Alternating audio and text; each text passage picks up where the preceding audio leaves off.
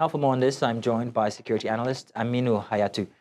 Aminu, you're welcome. Thank you very much for joining us. Aminu, we're seeing different dimensions of the kidnapping crisis now, from the abduction of worshippers in Niger to communities being deserted in Kwara State, and also troops rescuing 14 victims in Zamfara. So how dangerous is the growing perception that communities are safer when residents leave rather than when security forces protect them? Thank you very much for having me. Well, initially, you know that the menace started and it is growing little by little by passing days, especially the fact that initially the insecurity was confined to certain communities, in northwestern Nigeria. And then as the abductors, the bandits, the kidnappers, the abductors, really found it very lucrative, and it is a chain of activities in which many people are involved. And so you could see that it has easily spread to other parts of the country, even beyond northern Nigeria. And it is not good for Nigeria because communities are increasingly becoming insecure.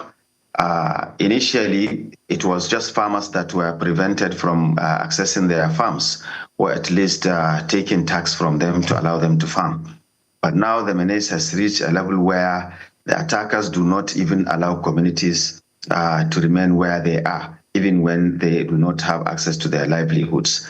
And this is almost the height of it all, because apart from the internally displaced persons, which comprised mostly of women and children, now entire communities, feel insecure. You saw, on different videos circulating in social media, communities in Zamfara, some in Sokoto, some in Katsina, actually, migrating into the cities in order to be free with their lives.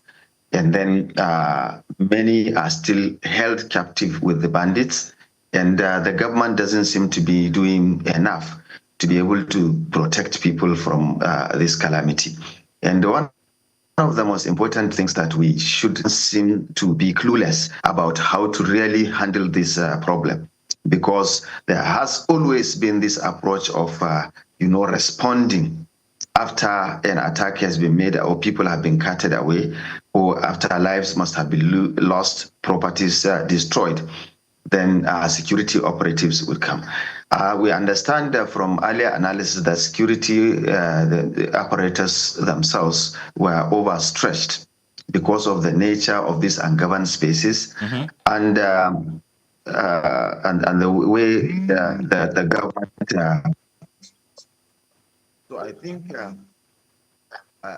it's important to understand that I think it is.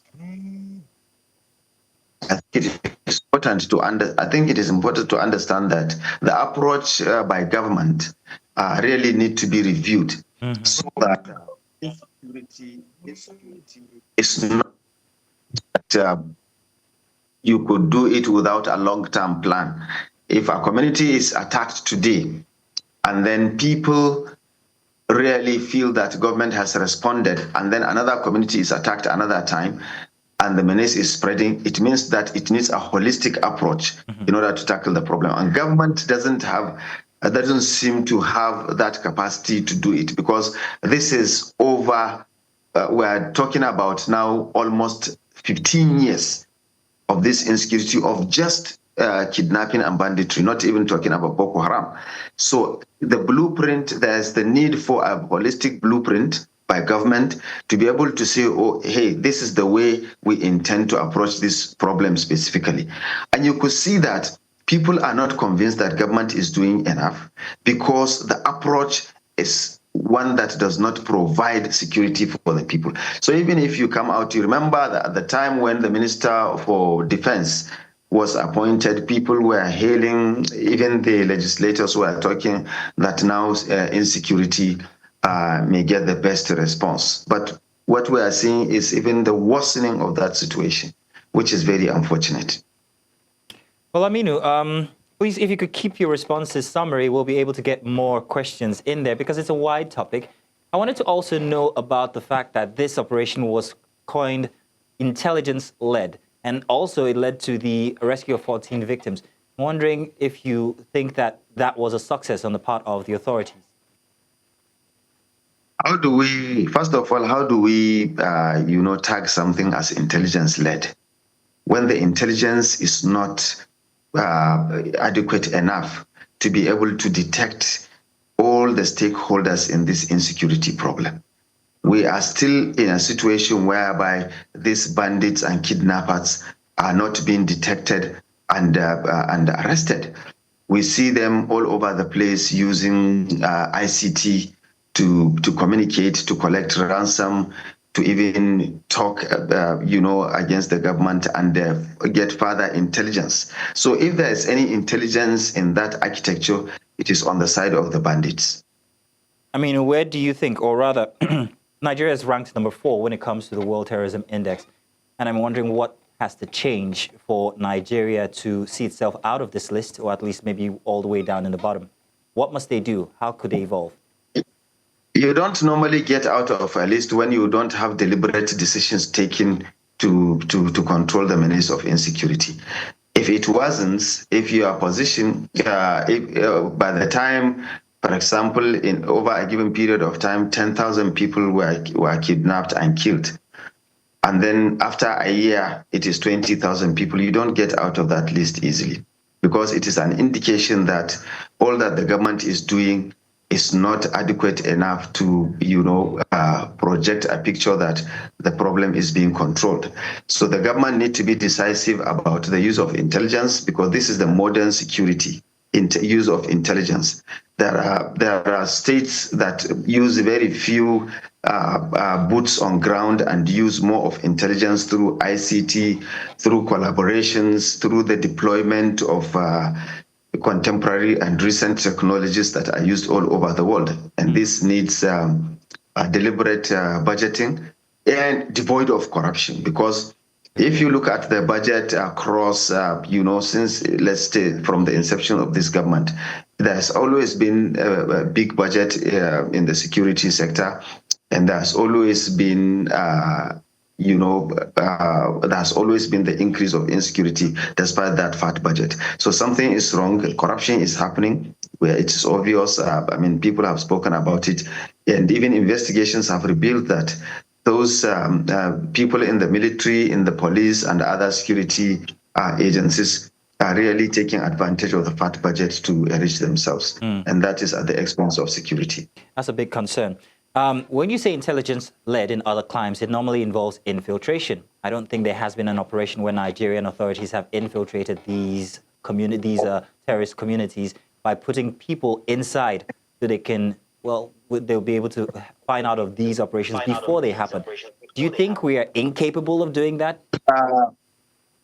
Well, government is capable of doing that. The only problem is that when you have corrupt officials involved in the whole thing, that actually takes it back to square zero, because most of the time government tries to deploy that intelligence to make use of the civil populace as informants and all that.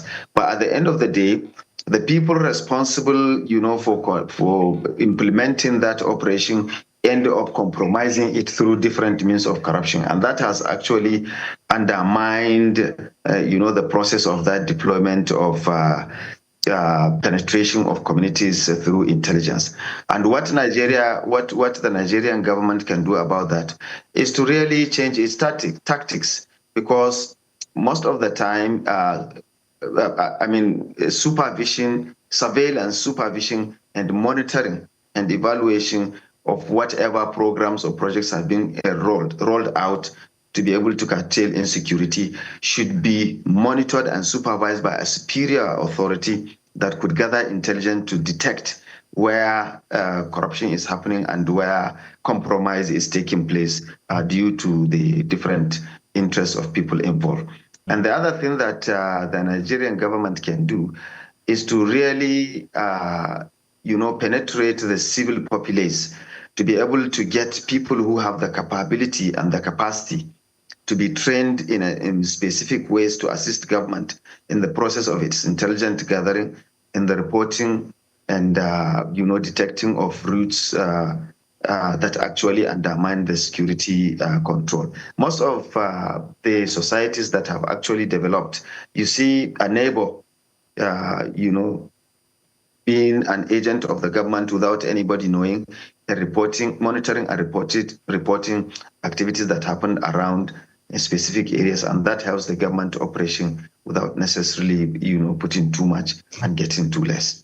Aminu, thank you very much for having this conversation with us. We hope that the authorities will be able to fix up and try stall these operations before they happen. Thank you, Aminu.